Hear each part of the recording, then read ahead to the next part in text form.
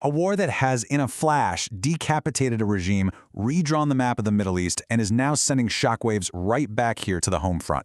We're going to break down how this conflict started and why it's changing absolutely everything. 168. That's not just a number.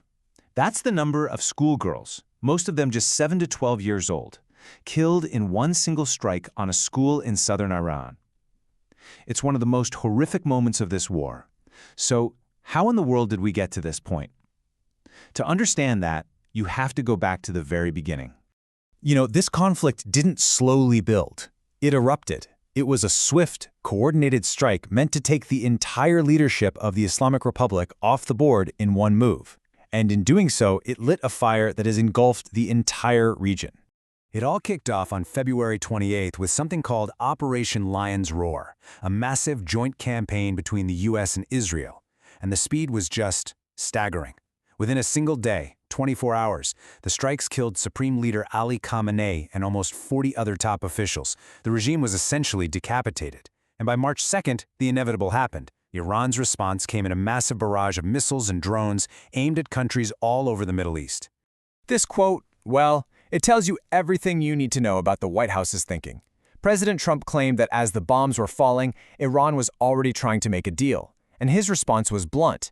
He said it was a little bit late. Negotiation wasn't just off the table. He said we want to fight now more than they do. But those first strikes, as devastating as they were really just the start. The war immediately began to spiral, spilling over Iran's borders and dragging country after country into what has become a regional catastrophe. And when Iran hit back, they didn't just focus on one enemy. It was like a shotgun blast across the entire map. Missiles and drones landed in or flew over at least 11 different countries. We're talking Israel, Saudi Arabia, the UAE, all the way to Cyprus. There were even explosions reported at Dubai's international airport. The message couldn't have been clearer. Nobody in the region is out of reach. In response to that, the U.S. and Israeli campaign has been absolutely relentless. They have been systematically taking apart Iran's ability to launch these attacks. In fact, according to the Israeli military, they've already destroyed or disabled 300 of Iran's 450 missile launchers. Just think about that. That's 2/3 of their entire launch capability just gone.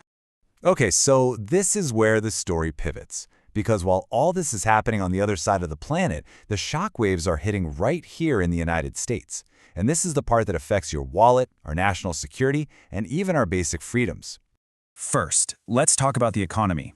The second this conflict blew up, global oil prices went through the roof, spiking to nearly $120 a barrel. Now, for every single person watching this, that means one thing. You're paying more at the gas pump. The chaos in the Persian Gulf has a direct, immediate, and painful impact on the cost of living for all of us. And the strain goes way beyond just the economy. The U.S. military's own arsenal is being pushed to its breaking point. The European Union's top defense official put it in really stark terms. He basically said the U.S. is burning through its missile stockpiles so fast that it's struggling to supply its own forces, let alone allies like Ukraine.